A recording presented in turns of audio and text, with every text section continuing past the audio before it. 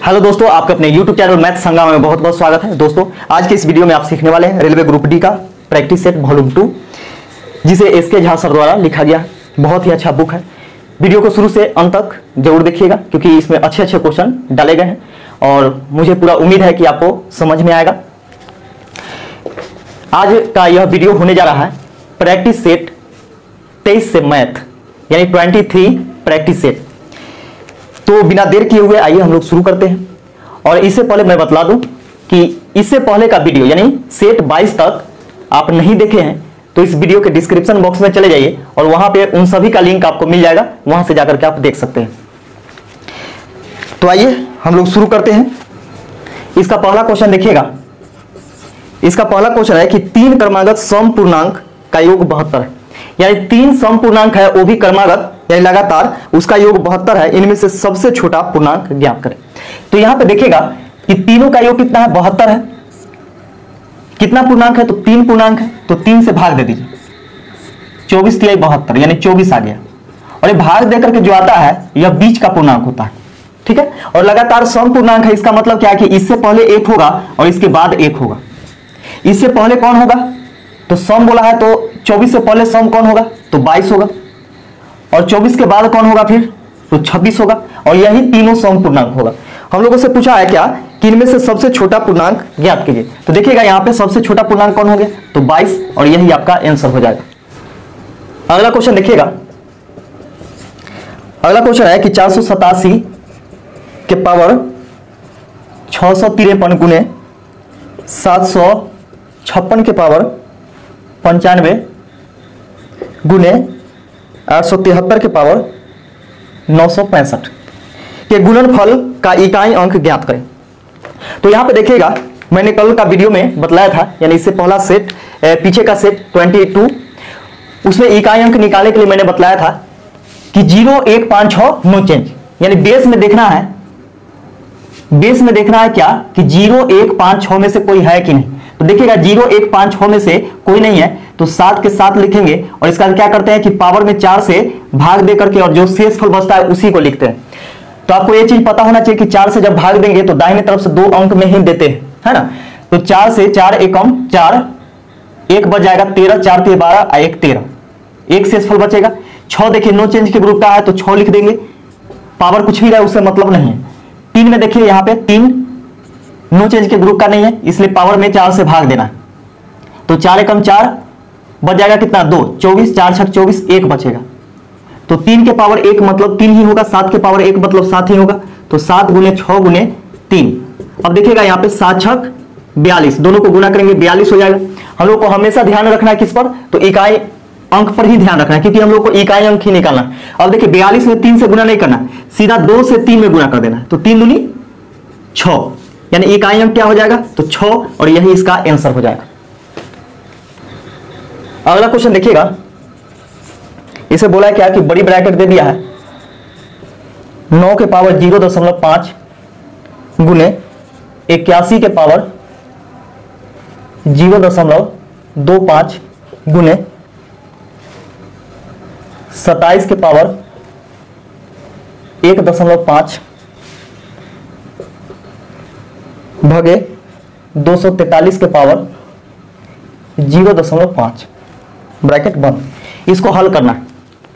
यहां पे देखिएगा कि सबसे पहले हम लोग क्या करते हैं कि इसके बेस को बराबर कर लेते हैं।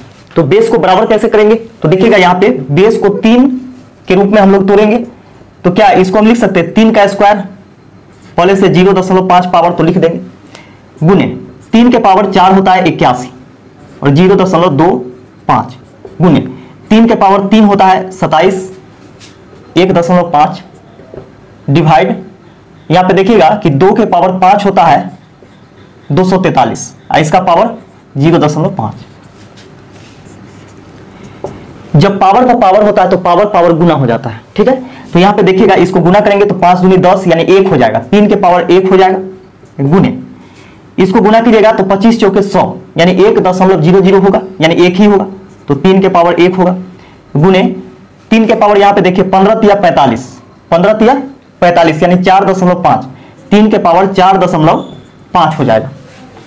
भाग है तो भाग करेंगे, ये हो जाएगा आपका 50 25 सॉरी यहाँ पे 3 होगा ना, 3 के पावर 25 यानी 2.5 हो जाएगा। ठीक है, अब यहाँ पे देखिएगा कि जब बेस समान हो और गुना में हो तो पावर जुड़ जाता है, जबकि बेस समान हो और भाग में हो तो पावर घट जाता है। तो भाग वाला पावर घट जाएगा और जोड़ वाला क्या होगा, गुना वाला जुड़ जाएगा। तो देखिएगा यहाँ पे कि 3 के पावर क्या हो जाएगा 1 + 1 + 4.5 माइनस 2.5, तो 3 के पावर हो जाएगा 4 1 5 1 6, 6.5 माइनस 2.5, तो 3 के पावर कितना हो जाएगा। तो देखिएगा 6.5 में से 2.5 घटाइएगा तो 4 बचेगा, तो 3 के पावर 4 कितना होता है 81 होता है, और यही आपका आंसर हो जाएगा। अगला क्वेश्चन देखिएगा, इसमें बोला क्या कि एक निश्चित राशि को 6.5 के अनुपात में 2 भागों में विभाजित किया जाता है।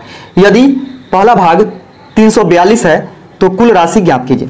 तो यहाँ पे समझिएगा पहला भाग है और ये दूसरा भाग है, और दोनों का अनुपात दिया गया है 6:5, यानी दो राशि और दोनों को 6:5 के अनुपात में बांटा गया है। यदि पहला भाग 342, तो यहाँ पे देखिएगा कि पहला भाग कितना है, तो अनुपात में पहला भाग 6 है लेकिन है 342, दोनों बात यहाँ से बराबर हो जाएगा। 6 से इसको काटेंगे, 6 एकम 6, 6 × 5 = 30 और 6 × 7 = 42, 57 बार में अनुपात 1 बराबर हो जाएगा 57। अब यहाँ पे देखिएगा कि हम लोगों को निकालना है क्या, कुल भाग है ना, तो कुल भाग हो जाएगा यानी पहली संख्या प्लस दूसरी संख्या। तो अनुपात में कितना है 6 5 11 है, अनुपात में 11 है, अनुपात 1 का वैल्यू 57, तो 11 का वैल्यू कितना हो जाएगा 11 × 57, इसको गुना कर दीजिए तो 7 हो जाएगा, 7 5 12 के 2 हो जाएगा, 5 1 6 हो जाएगा। यही आपका आंसर हो जाएगा कितना, तो 627। अगला क्वेश्चन देखिएगा, अगला क्वेश्चन है कि एक पुस्तक पर 16% छूट देने के बाद भी 18% का लाभ होता है। तो छूट किस पर दिया जाता है, मार्केट प्राइस पर। तो देखिएगा कि मार्केट प्राइस पर छूट दिया जाएगा तो 16% का छूट पर कितना में बेचा जाएगा, तो 84% में बेचा जाएगा, 84/100 हो जाएगा। ठीक है, अब देखिएगा कि उसके बाद भी क्या होता है कि 18% लाभ होता है। तो 18% लाभ या हानि किस पर निर्भर करता है, कॉस्ट प्राइस पर। तो कॉस्ट प्राइस का 118/100, दोनों बात यहां से बराबर, क्योंकि यहां पे देखिए दोनों ये छूट देकर के बेचेगा ही, जबकि लाभ लेकर के क्या करेगा, बेचेगा ही, तो दोनों का विक्रय मूल्य क्या हो गया, आपस में बराबर हो गया। अब यहां से इसको काटेंगे हम लोग, कट गया 12 × 7 = 84, 12 × 108। अब इसको हम इधर लाते हैं तो MP बटा में CP बराबर हो जाएगा 9/7, यानी मार्केट प्राइस अगर 9 यूनिट है तो कॉस्ट प्राइस कितना है 7 यूनिट है। अब यहां से बोल रहा है क्या, यदि पुस्तक का क्रय मूल्य 840 है तो अंकित मूल्य ज्ञात करें। यहां पे देखिएगा कि इसका क्रय मूल्य कितना है, कॉस्ट प्राइस जो है इसका कितना है, तो 7 यूनिट है, तो 7 यूनिट बराबर 840 दे दिया है, 12 × 7 = 84 यानी 120 बार में कर जाएगा। 1 यूनिट का वैल्यू हो गया 120। हम लोगों से पूछा मार्केट प्राइस यानी 9 यूनिट का वैल्यू पूछा है, तो 1 यूनिट का वैल्यू 120 है, तो 9 यूनिट का कितना हो जाएगा 9 × 120, 12 × 108 यानी 280 रुपया इसका क्या निकल करके आ गया, तो मार्केट प्राइस, और यही इसका आंसर हो जाएगा। अगला क्वेश्चन देखिएगा, अगला क्वेश्चन है कि जब एक वस्तु को 561 रुपया में बेचा जाता है तो 15% नुकसान होता है। इसका मतलब क्या है कि देखिएगा कि 15% नुकसान होता है तो 100 में से घटा देंगे, है ना। जैसे मान के चलिए कि इसका कॉस्ट प्राइस 100 रुपया है तो सेलिंग प्राइस कितना होगा 85 रुपया होगा, यही ना कर सकते हैं। तो 100% मान लीजिए कि कॉस्ट प्राइस है तो 85% पर बेचता है, तो बेचता है 85% पर, लेकिन बेचता है कितना में, तो 561 रुपया में बेचता है। 1% का वैल्यू हो जाएगा कितना 561 बटा में 85। हम लोगों से पूछा है क्या, तो वस्तु का लागत ज्ञात करें, तो लागत मूल्य कितना 100%, तो 100% बराबर हो जाएगा 561 बटा 85 गुने 100। 5 से काटेंगे 17 × 5 = 85 और 20 × 5 = 100। 17 से इसको काटेगा 17 × 3 = 51, 17 × 3 = 51, 33 दूनी 66 यानी 660 रुपए, यानी इसका कॉस्ट प्राइस निकल करके आ गया लागत मूल्य 660 रुपए, और यही इसका आंसर हो जाएगा। अगला क्वेश्चन देखिएगा 52 नंबर, इसमें आपको रेकरिंग वाला क्वेश्चन पूछा गया है, और ऐसे प्रश्न को बनाने का तरीका है जब आपको जोड़ करना हो या फिर घटाव करना हो तो देखिएगा बहुत अच्छा है तरीका। यहाँ पे क्या करेंगे हम लोग कि थोड़ा देर के लिए रेकरिंग को भूल जाएंगे और देखेंगे क्या कि दशमलव के जोड़ घटाव में हम लोग क्या करते हैं कि दशमलव के बाद अंक बराबर करते हैं। तो बराबर करने के लिए हम लोग को क्या करना होगा, तो यहाँ पे जीरो डालना होगा, ये भी जीरो डालना होगा, और ये जीरो को अगर जीरो जीरो हम लोग अगर जोड़ते हैं तो इसको 10 मानना है, ठीक है। जीरो जीरो जोड़ दिए हैं, कितना मानना है, तो 10 मानना है, ठीक है। तो ऑटोमेटिक यह 10 है, 10 में से 2 घटाइएगा तो 8 हो जाएगा। इसका यहाँ पे देखिए कि 7 5 12, 12 में से 3 घटाइएगा तो 9 बचेगा। इसका 5 और 3 8, 8 में से 4 घटाइएगा तो 4 बचेगा। और सबसे ज्यादा अंक पर रेकरिंग किस पर है, तो देखिए यहाँ पे 2 अंक पर रेकरिंग है, इसमें भी 2 अंक पर है, इसमें 1 अंक पर है। तो 2 अंक पर हम लोगों को रेकरिंग देना है दाहिने तरफ से, और कितना अंक बाद दशमलव देना है, तो 3 अंक बाद दशमलव देना है, यानी सबसे ज्यादा अंक के बाद। तो यही आपका आंसर हो जाएगा, घटा करके इतना ही आएगा। अगला क्वेश्चन देखिएगा, इसे बोला क्या कि दो संख्याओं के लसा तथा मसा के योगफल और अंतर क्रमशः 369 तथा 351 है। यदि एक संख्या 72 है तो दूसरी संख्या ज्ञात कीजिए। तो देखिएगा यहां से दो संख्याओं के लसा और मसा का योग यानी एलसीएम और एचसीएफ का योग दे दिया है कितना, तो 369 369, और इसका अंतर जो है एलसीएम और एचसीएफ का अंतर यह दे दिया है कितना, तो 351। एक संख्या 72 है तो दूसरी संख्या पूछ रहा है कि क्या होगा। तो यहां पे देखिए कि समीकरण इसको हम लोग मान लेते हैं, यह सिंपल समीकरण है, समीकरण 1 और 2। यहां पे देखिएगा कि एक प्लस में है एक माइनस में है, तो हम लोग क्या करेंगे कि एलसीएम बराबर निकालना होगा, तो दोनों को जोड़ करके आधा करेंगे, यानी 369 प्लस 351 बटा में 2। अब देखिएगा इसको जोड़ते हैं तो 9 1 10 के 0, 6 5 11 1 12 के 2, 3 3 6 1 7, 720 बटा में 2। इसको काटिएगा तो 2 3 6 2 6 12, यानी 360। एलसीएम हम लोग का निकल करके आ गया कितना, तो 360। अब एचसीएफ निकालना है, तो एचसीएफ निकालने के लिए क्या करेंगे, तो एचसीएफ निकालने के लिए हम लोग क्या करते हैं, देखिए एक प्लस में एक माइनस में, ये दोनों को घटा करके और 2 से भाग देते हैं। तो 369 माइनस 351 में 2 से भाग देंगे, घटाइएगा तो 9 में से 1 घटेगा 8, 6 में से 5 घटाइएगा तो 1, 3 में से 3 घटेगा 0, 2 2 9 18, 9 हो गया, यानी एचसीएफ कितना हो गया, 9 हो गया। एक संख्या हम लोग को दिया हुआ है, तो आप जानते होंगे कि दूसरी संख्या बराबर होता है, हमको दूसरी संख्या निकालना, दूसरी संख्या बराबर होता है एलसीएम गुने एचसीएफ, यानी लौसा गुने मौसा बटा पहली संख्या। तो 360 गुने 9 बटा पहली संख्या कितना दिया हुआ है, तो दिया हुआ है 72, लिख देंगे 72। यहां से काटेंगे हम लोग, 9 से 9 8 72,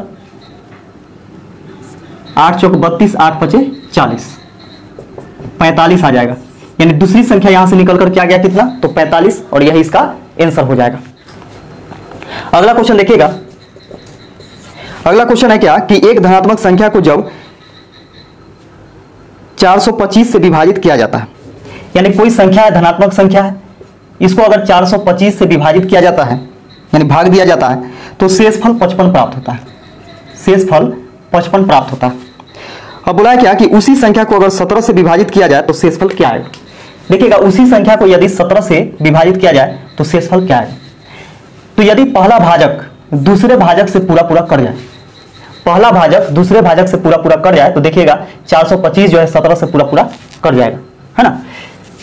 तो क्या करते हैं कि पहले भाजक के शेषफल जो है उसी में दूसरे भाजक से भाग देते हैं, और जो शेषफल प्राप्त होता है वही आपका आंसर होता है। तो देखिए यहाँ पे 55 में सीधा भाग दे देना है, ज्यादा कुछ नहीं करना। 17 या 51 घटा दीजिए, 55 में से 51 घटाइएगा तो 4 बचेगा, और यही आपका आंसर हो जाएगा, 4 शेषफल आएगा। अगला क्वेश्चन देखिएगा,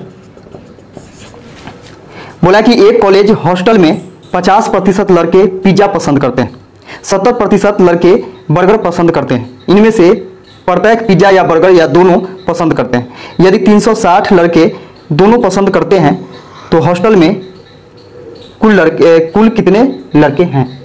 तो देखिएगा यहाँ पे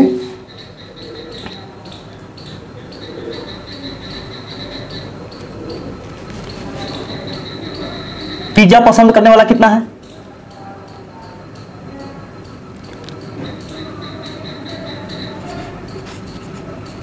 पिज्जा पसंद करने वाला 50% है, यानी 50% जो है वह लड़का पिज्जा पसंद करता है। 70% लड़के बर्गर पसंद करते हैं। बर्गर पसंद करने वाला 70%। अब यहां पे देखिएगा कि कोई भी चीज अपने आप में 100% होता है, ठीक है। तो 100% होता है, तो यहां से आप देख सकते हैं कि दोनों मिलाकर के कितना है, तो 120% है। दोनों मिलाकर के 120%, जबकि अपने आप में क्या होता है कि 100% ही होता है। इसका मतलब पिज्जा और बर्गर दोनों पसंद करने वाला कितना होगा, तो 120% माइनस 100%, क्योंकि 100% ही स्टूडेंट होगा सब मिलाकर के परसेंटेज में, है ना। और आ रहा है कितना, 120%। इसका मतलब 20% स्टूडेंट ऐसे हैं जो कि पिज्जा और बर्गर दोनों पसंद करते हैं। अब यहां पे दिया हुआ है हम लोग को कि पिज्जा या बर्गर या दोनों पसंद करते हैं यदि 360 लड़के दोनों पसंद करते हैं। तो देखिएगा यहाँ पे कि दोनों पसंद करता है 20%, लेकिन करता है 360। दोनों बात यहां से बराबर हो जाए। तो हम लोगों से पूछा है क्या, तो हॉस्टल में कुल कितने लड़के हैं, तो हॉस्टल में तो 100% लड़के हैं। अब यहां से काटिएगा इसको, 0 से 0 कैंसिल हो जाएगा, 2 से 18 दूनी 36, 1% का वैल्यू हो गया 18। तो हॉस्टल में कुल स्टूडेंट कितने हैं, तो 100% है, तो 100% बराबर हो जाएगा 1800, और यही इसका आंसर हो जाएगा। अगला क्वेश्चन देखिएगा, इसे बोला क्या कि यदि 1 रुपए की 10 की दर से टॉफी बेचने पर एक विक्रेता को 20% लाभ होता है, तो 1 रुपए की कितनी टॉफी खरीदी है। यहाँ पे देखिएगा एक सेलिंग प्राइस है और एक कॉस्ट प्राइस, यानी एक विक्रय मूल्य है और यह क्रय मूल्य है ना। बोला 1 रुपए में 10 टॉफी खरीदा गया, 1 रुपए में 10 की दर से टॉफी बेचा गया, बोला बेचा गया, तो रुपया ऊपर लिखना है और क्वांटिटी नीचे लिखना है, यानी 1 रुपया में 10 की दर से बेचा गया। अब बोला कि 20% लाभ हो, तो यानी विक्रेता को क्या होता है कि 20% का लाभ होता है। तो लाभ या हानि किस पर निर्भर करता है, तो कॉस्ट प्राइस पर निर्भर करता है ना। अब देखिएगा कह रहा है क्या कि 1 रुपए में कितने टॉफी खरीदा गया था, तो रुपया ऊपर लिखना है और क्वांटिटी नीचे लिखना है। तो क्वांटिटी पता नहीं है कि कितना टॉफी खरीदा गया था, 1 रुपए में कितना टॉफी खरीदा गया था। अब देखिएगा कि अब लाभ या हानि किस पर निर्भर करेगा, तो कॉस्ट प्राइस पर। तो कॉस्ट प्राइस पर निर्भर करेगा, तो सोचिए कि लाभ तो इसी पर हुआ होगा, तो 20% की लाभ होता है, यानी 120/100। अब ये दोनों बात बराबर हो जाएगा, क्यों, क्योंकि देखिएगा लाभ लेकर के क्या किया होगा, बेचा होगा, है ना। अब यहां से हम लोग क्या करते हैं कि इसको काटते हैं, 1 0 से 1 0 कैंसिल, 1 0 से 1 0 कैंसिल, 1 से बराबर कितना हो जाएगा 12, यानी 1 रुपए में 12 की दर से टॉफी खरीदा होगा, और यही आपका आंसर हो जाएगा। अगला क्वेश्चन देखिएगा, इसे बोला क्या कि एक व्यक्ति किसी वस्तु को 20% लाभ पर बेचता है, खरीदा होगा कितना में, तो 100% में, बेचता है यानी सेलिंग प्राइस, तो 20% लाभ पर बेचता है, यानी 100 रुपये के सामान 120 रुपए में बेचता है।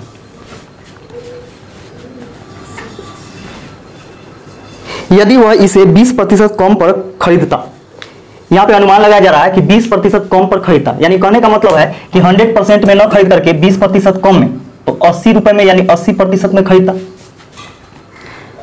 तथा 15 रुपए कम में बेचता, तो उसे 25% का लाभ होता। अब जो लाभ होता है वह किस पर होता, तो 80% पर। तो 80 का 25% लाभ यानी 125/100, 25 पचे 125, 25 चौके 100, 4 से काटेंगे 20 चौके 80, 20 पचे 100, 100%। तो वस्तु का क्रय मूल्य ज्ञात कीजिए। अब यहां से समझिएगा कि कितना कम हो रहा है, प्रतिशत में कितना कम हो रहा है, प्रतिशत में 20% कम हो रहा है, जबकि बोला है कि 15 रुपया कम में बेचता, तो प्रतिशत में कम हो रहा है 20%, जबकि रुपया में 15 रुपया, दोनों बात बराबर, 1% बराबर हो जाएगा 15/20। हम लोग को निकालना है क्या कि कॉस्ट प्राइस, यानी वस्तु का क्रय मूल्य कितना था। तो देखिएगा कितना था, तो 100% था, तो 100% बराबर हो जाएगा 15/20 गुने 100, 20 से 20 पचे 100, 15 पचे 75, यानी वस्तु का जो क्रय मूल्य था वह कितना था, तो 75 रुपए, और यही इसका आंसर हो जाएगा। अगला क्वेश्चन देखिएगा, अगला क्वेश्चन है कि 36 आमों का क्रय मूल्य 40 आमों के विक्रय मूल्य के समान है यानी बराबर है तो हानि प्रतिशत ज्ञात करें।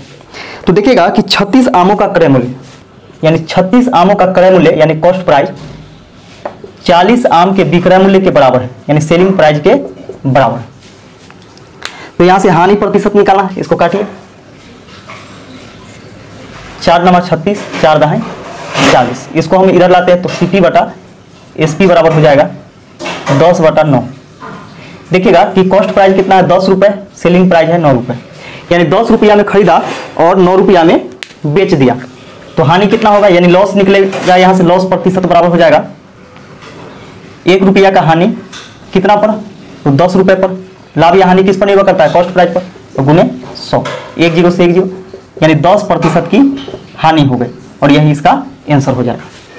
अगला क्वेश्चन देखिएगा, अगला क्वेश्चन है कि 51 किलोग्राम मिश्रण में दूध और पानी का अनुपात 27:7 है यानी मिल्क और वाटर का रेशियो जो है 27:7। अब इसमें कितना पानी और मिलाया जाए कि यह अनुपात 3:1 हो जाए यानी कितना पानी और मिलाया जाए कि 3:1 के अनुपात में हो जाना चाहिए। तो यहां पे देखिएगा कि 51 लीटर का मिश्रण है और इसमें पानी मिलाया जा रहा है, इसका मतलब जब पानी मिलाया जाता है तो दूध पहले जितना ही होगा, पानी ना मिलाया जा रहा है दूध तो पहले जितना ही होगा। तो सोचिए पहले 27 लीटर है और अभी कितना है 3 लीटर है, तो इसके बराबर करने के लिए कितना से गुना करेंगे तो 9 से गुना करना होगा, 9 तिया 27 9 एकम 9। अब यहां से आपको एक चीज पता चल रहा होगा कि पहले जितना दूध था उतना अभी दूध है और देखिए पहले जितना पानी था उससे पानी अब बढ़ गया, तो कितना बढ़ गया यानी जितना मिलाया गया होगा उतना ही बढ़ा होगा। तो देखिए यहाँ पे पहले 7 लीटर था अब कितना हो गया 9 लीटर यानी 2 लीटर मिलाया गया, 2 लीटर मिलाया गया, 2 लीटर कितना में मिलाया गया तो देखिए इस रेशियो में 7 7 14 34 में 2 लीटर मिलाया गया, पहले वाला में ही मिलाया गया है ना, यानी टोटल मिश्रण कितना है तो 7 लीटर पानी और 27 लीटर दूध, तो कितना हो गया 34 लीटर में 2 लीटर मिलाया गया है ना, लेकिन है कितना टोटल तो 51 लीटर, तो 51 लीटर से गुना कर दीजिए तो यहां से पता चल जाएगा कि कितना मिलाया गया था। अब काटेंगे इसको 2 से 17 दूनी 34 17 तिया 51 यानी 3 किलोग्राम या 3 लीटर पानी मिलाया गया था और यह इसका आंसर हो जाएगा। अगला क्वेश्चन देखिएगा, अगला क्वेश्चन है कि 3 साझेदारों ए बी तथा सी ने एक व्यापार में क्रमशः 3500 4000 तथा 6000 रुपए लगाए, वर्ष के अंत में प्राप्त 5670 रुपए के लाभ में से बी का भाग कितना होगा। तो देखिएगा 3 साझेदार है यानी 3 पार्टनर है ए बी और सी है ना।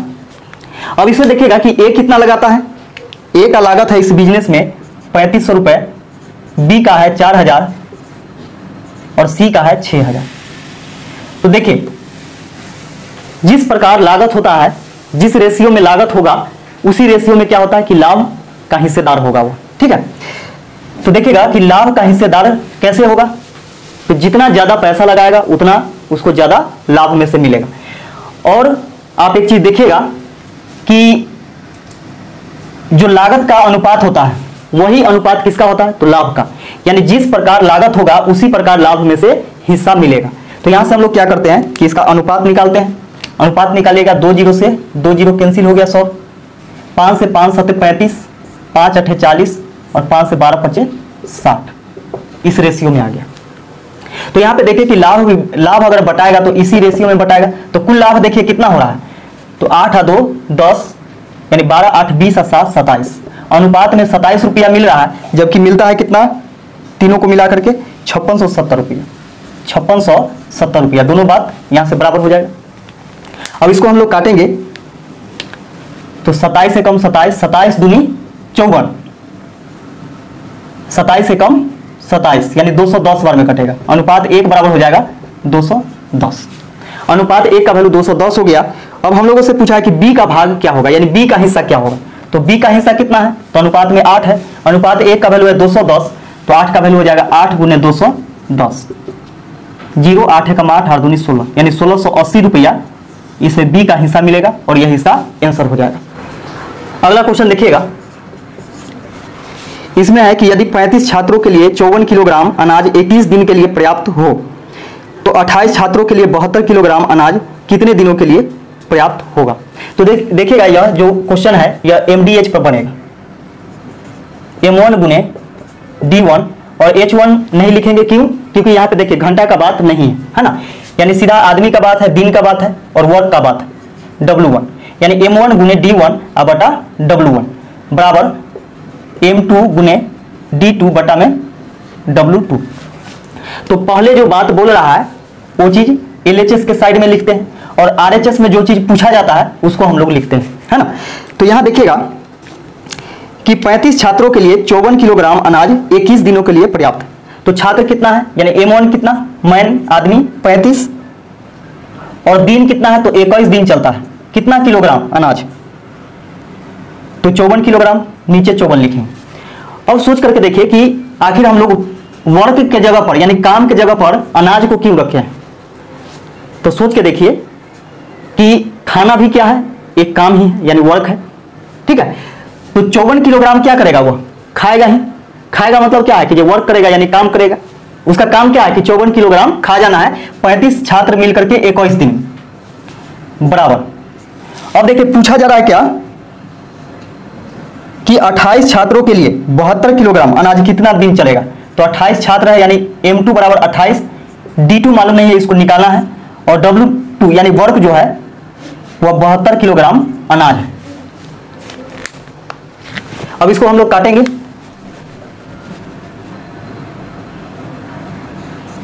सात से काटिए, 7 पचे 35, 7 चौक 28, 4 से इसको काटते हैं तो 4 एकम 4, 4 अठे 32, 18 से इसको काटेगा, 18 तिहाई 54, 3 से फिर कटेगा 21, 3 सते 21, तो 7 पचे 35 यानी D2 बराबर हो जाएगा 35 दिन, यानी 28 छात्र मिल करके 72 किलोग्राम कितना दिन में खाएगा, तो 35 दिन में, और यही इसका आंसर हो जाएगा। अगला क्वेश्चन देखिएगा, अगला क्वेश्चन है कि A की कार्य क्षमता B से दोगुनी, A का कार्य क्षमता जो है B से दोगुनी है, यानी B जब तक ये एक काम करेगा, A करेगा इसका 2 गुना यानी 2 काम, ये क्या है, तो क्षमता है, यानी कार्य करने की क्षमता।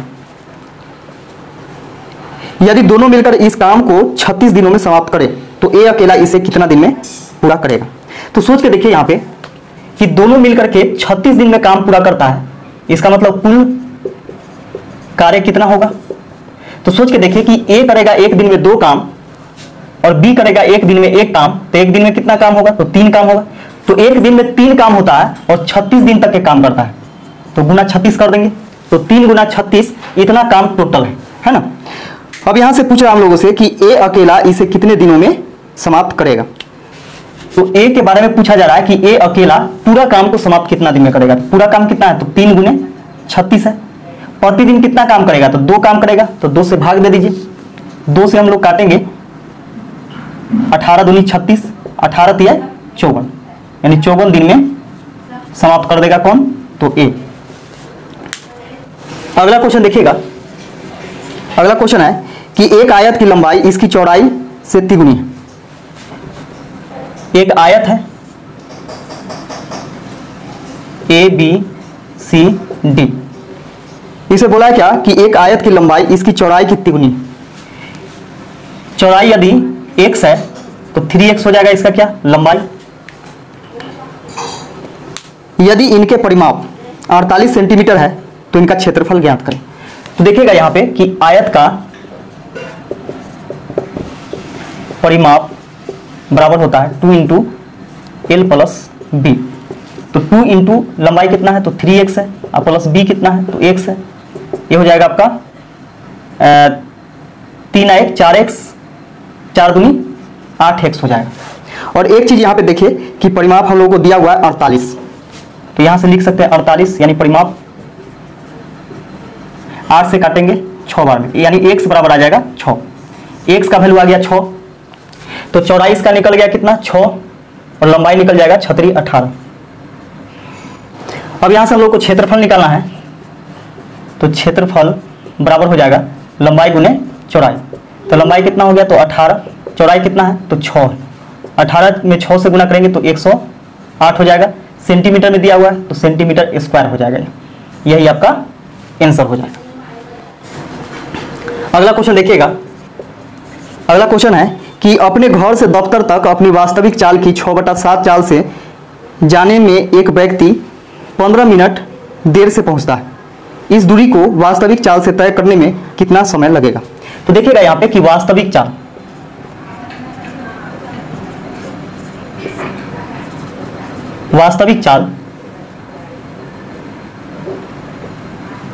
इसका कितना होगा? तो देखिएगा यहाँ पे 6/7 है, तो हर जो होता है वह मूल मान होता है, यानी वास्तविक चाल होगा। तो 7 किलोमीटर प्रति घंटा मान के चलिए, 7 किलोमीटर प्रति घंटा की चाल से जा रहा है, यानी पहले मान के चलिए पहले चाल जो था वह 7 किलोमीटर प्रति घंटा था, और अब जो है वह 6 किलोमीटर प्रति घंटा की चाल से जा रहा है। ये क्या है? चाल है। अनुपात में इसको निकालेंगे, इसे ही कैंसिल हो गया, यानी 7 अनुपात कितना? 6, 7/6। और आप जानते होंगे कि चाल के उल्टा क्या होता है? तो समय होता है। समय का अनुपात कितना हो जाएगा? 6/7 हो जाएगा। अब यहाँ पे देखिएगा कि वास्तविक चाल के अगर 6/7 से अगर जाता है वह, तो 15 मिनट देरी से पहुंचता है, यानी लेट से पहुंचता है। तो देखिएगा कितना लेट से पहुंच रहा है, तो अनुपात 1 लेट से पहुंच रहा है। पहुंचना चाहिए उसको 6 में, लेकिन पहुंच रहा है 7 में, है ना। यानी अनुपात 1 के लेट से पहुंचता है, जबकि पहुंचता है 15 मिनट लेट से, यानी अनुपात 1 बराबर 15 मिनट हो गया। अब यहाँ पे पूछ रहा है क्या कि इस दूरी को वास्तविक चाल से तय करने में कितना समय लगेगा। तो देखिए वास्तविक चाल तो इसका 7 किलोमीटर प्रति घंटा है, तो वास्तविक चाल से चलेगा तो इतना समय लगेगा। तो यही चीज पूछ रहा है कि कितना समय लगेगा। तो अनुपात 1 बराबर 15, तो 6 बराबर कितना हो जाएगा? 6 गुने 15, 15 छक्का 90, 90 मिनट, 90 मिनट, या इसको घंटा में बदलिएगा तो 1.5 घंटा होगा, यानी 1.1/2 घंटा। और यही इसका आंसर दिया हुआ है, 1.1/2 घंटा। अगला क्वेश्चन देखिएगा, इसमें है कि 126 किलोमीटर प्रति घंटा की चाल से जा रही 105 मीटर लंबी रेलगाड़ी प्लेटफॉर्म पर खड़े एक व्यक्ति को कितनी देर में पार कर लेगी। तो देखिएगा यहाँ पे कि डी बराबर क्या होता है? एस गुने टी होता है। डी हम लोग क्या मानते हैं कि रेलगाड़ी की लंबाई, है ना। तो रेलगाड़ी क्या कर रही है? एक व्यक्ति को पार कर रही है। तो व्यक्ति को पार करेगा तो व्यक्ति का लंबाई जो है वह मायने नहीं रखता है। तो व्यक्ति को जब पार करता है तो सिर्फ यहाँ पे रेलगाड़ी की लंबाई लिखा जाता है। तो 105 मीटर लंबी रेलगाड़ी है, 126 किलोमीटर प्रति घंटा की चाल से, यानी स्पीड जो है 126 किलोमीटर प्रति घंटा। तो किलोमीटर प्रति घंटा को मीटर प्रति सेकेंड में बदलने के लिए क्या करेंगे कि 5/18 से गुना करेंगे, और टाइम तो निकालना है। अब इसको काटिएगा तो 18 से 7 बार में 126 कटेगा, 5 से इसको काटेंगे 5 दूनी 10, 5 एकम 5, 7 से काटेंगे 7 से 3 बार में 7 21, यानी टी बराबर हो जाएगा 3 सेकेंड, यानी 3 सेकेंड में उस व्यक्ति को रेलगाड़ी पार कर जाएगी, और यही इसका आंसर हो जाएगा। अगला क्वेश्चन देखिएगा, अगला क्वेश्चन है कि 2 पाइप पी और क्यू एक टंकी को क्रमशः 12 घंटे और 10 घंटे में भर सकते हैं। पी को लगता है समय 12 घंटा, जबकि क्यू को लगता है 10 घंटा का समय। जबकि तीसरा पाइप आर इस पूरी भरी टंकी को 9 घंटे में खाली कर देता है। यह तीसरा पाइप आर है जो कि 9 घंटा में इस पूरी टंकी को, भरी हुई टंकी को खाली कर देता है। यदि तीनों पाइपों को एक साथ चालू कर दिया जाए तो खाली टंकी को भरने में कितना घंटे लगेंगे। अब यहाँ पे देखिएगा कि 2 को भरने वाला है, इसको प्लस कर देते हैं और इसको माइनस कर देते हैं। इसका एलसीएम लेंगे इस सभी का, तो एलसीएम कितना हो जाएगा? 180 हो जाएगा। 12 से इसको काटेंगे, 12 कम 12, 12 25 60, 15 बार में। 10 से काटिएगा तो 18 बार में, और 9 से तो 20 बार। अब यहाँ पे देखिएगा कि P क्या करेगा कि प्रति घंटा 15 लीटर भरेगा, 180 लीटर टंकी का क्षमता है ना। Q 18 लीटर प्रति घंटा भरेगा, जबकि R प्रति घंटा 20 लीटर खाली करेगा। तीनों को खोल दिया जाता है, तीनों को खोल दिया जाता है, यानी P भी खुल जाता है, Q भी खुल जाता है, और माइनस R भी खुल जाता है, क्योंकि ये दोनों भरेगा और यह खाली करेगा। 180 लीटर का टंकी है, और इसके क्षमता से भाग दे दीजिए तो समय निकल जाएगा यहाँ से। तो यहाँ पे देखिएगा कि 15 ई भरेगा प्लस 18 भरेगा और 20 खाली करेगा। तो 180 बटा में इसको माइनस कीजिए, यहाँ से माइनस कर देंगे, एक बच जाएगा यहाँ पे -2 घटाइएगा तो 13 हो जाएगा, यानी 180 बटा 13। 180 बटा 13 मिनट, और इसी प्रकार आपको दिया हुआ है, पूर्णांक में नहीं दिया हुआ है, तो 180 बटा 13 मिनट में टंकी पूरा भर जाएगा। कब? जब तीनों नल को खोल दिया जाएगा तब। यह इसका आंसर हो जाएगा। अगला क्वेश्चन देखिएगा, cos 5 degree plus cos 24 degree plus cos 175 degree plus cos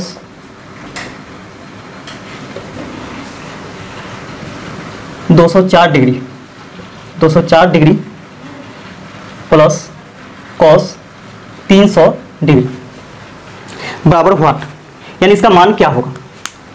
तो देखिएगा यहाँ पे इसको हम लोग जैसे के तैसे लिखते हैं, यानी cos 5 degree plus cos 24 degree. अब यहाँ पे देखिएगा कि इसको हम लोग लिखेंगे प्लस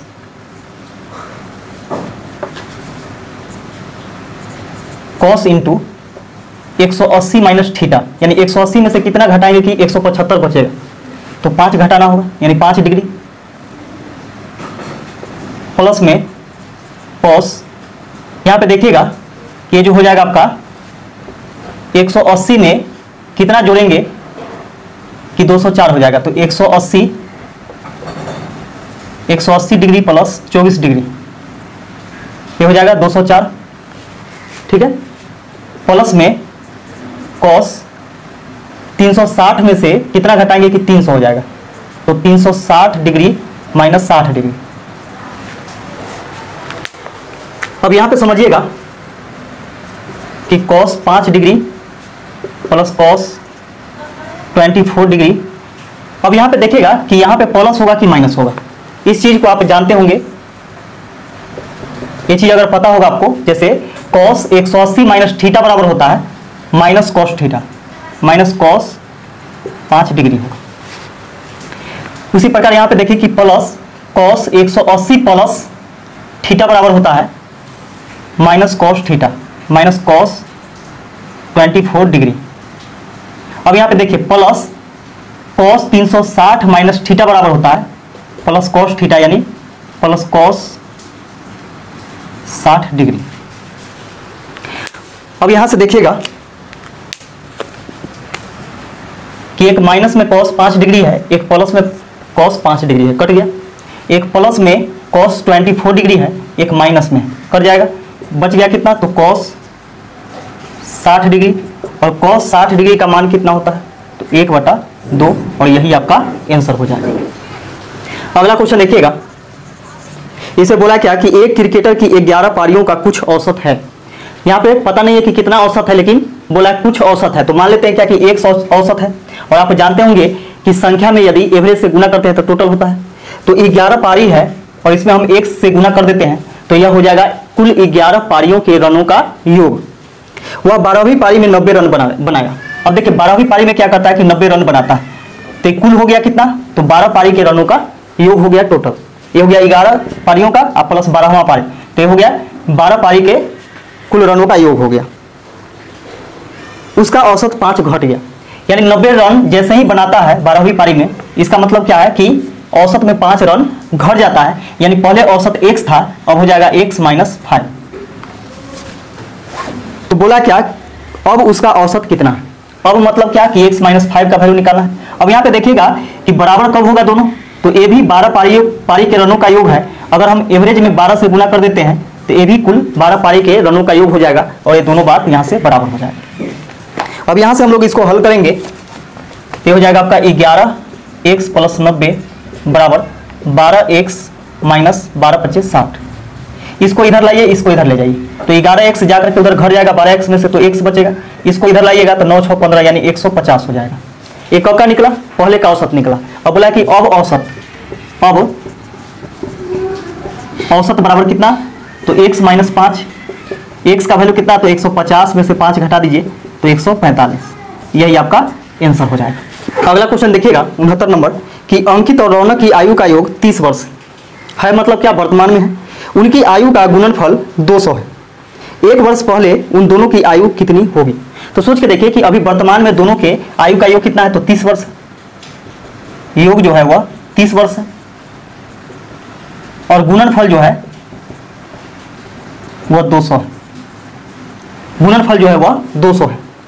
अब यहाँ पे पूछ रहा है क्या कि एक वर्ष पहले, ये अभी वर्तमान में है ना, तो एक वर्ष पहले बोल रहा है, इसका मतलब जो ऑप्शन में दिया हुआ होगा वह एक वर्ष पहले का होगा, है ना। बाई ऑप्शन हम लोग बनाने का कोशिश करेंगे और जल्दी से जल्दी क्वेश्चन को सॉल्व करेंगे। तो देखिएगा यहाँ पे कि एक वर्ष पहले का दिया हुआ होगा, इसका मतलब वर्तमान करने के लिए एक एक दोनों में जोड़ना होगा, तो हो जाएगा आपका 20 और इसका हो जाएगा 10। अब देखिए तो दोनों का योग कितना हो रहा है, अब ये वर्तमान में आ गया, क्योंकि हम लोगों को यहाँ पे दिया हुआ है कि एक वर्ष पहले, यानी पूछा हुआ क्या कि एक वर्ष पहले दोनों के आयु क्या होगा, तो एक वर्ष पहले का बात बोल रहा है, इसका मतलब वर्तमान में कितना होगा, तो एक जोड़ करके होगा, तो एक जैसे ही जोड़ेंगे तो 19 1 20 हो जाएगा, 9 1 10 हो जाएगा। दोनों का योग जोड़िए तो 20 और 10 30 हो रहा है, और दोनों को गुना कीजिएगा तो 20 10 200 आ रहा है कि नहीं। तो इसका मतलब क्या है कि दोनों के आयु जो है एक वर्ष पहले 19 वर्ष और 9 वर्ष होगा, और यही आपका आंसर हो जाएगा। इस वीडियो के लास्ट क्वेश्चन के लिए निर्देश देखिएगा कि एक बार चार्ट विज्ञान और गणित में 4 छात्र पी क्यू आर और एस के प्रतिशत अंक दर्शाता है। बार चार्ट पर विचार करें और उस पर आधारित सवालों के जवाब दें। यहाँ पे देखिएगा कि आपको दिखाई दे रहा होगा डंडा लेख है ना, 2 डंडा दिख रहा होगा, जिसमें आपको एक विज्ञान है, विज्ञान में है क्या कि क्रॉस चिन्ह खींचा हुआ है, और डॉट डॉट किया हुआ है वह गणित है, आपको दिख रहा होगा, है ना। तो 70 में पूछा है क्वेश्चन में कि सभी छात्रों द्वारा गणित में प्राप्त प्रतिशत औसत अंक क्या है। तो देखिएगा यहाँ पे कि एवरेज हम लोगों से पूछा है, यानी औसत अंक, वो भी किसमें, तो गणित में। तो गणित में देखिएगा कि पी लाया है 80, क्यू लाया है 87, आर लाया है 70 और एस लाया है 75। इस सबको जोड़ दीजिए और कितना है टोटल, तो पी क्यू आर एस यानी 4 है, तो 4 से भाग दे दीजिए, यानी सभी संख्याओं का योग बटा में संख्या। इसको जोड़ेंगे तो 7 5 12 के 2, 7 7 14, 14 26 2 22, 22 8 30, 30 1 31, अब बटा में 4। 4 से इसको काटिएगा, 4 7 28, 4 8 32, 78 अंक आ जाएगा औसत, और यही इसका आंसर हो जाएगा। तो वीडियो कैसा लगा कमेंट करके हमें जरूर बताइएगा। वीडियो को ज़्यादा से ज़्यादा शेयर कीजिए। वीडियो देखने के लिए आप सभी को बहुत बहुत धन्यवाद।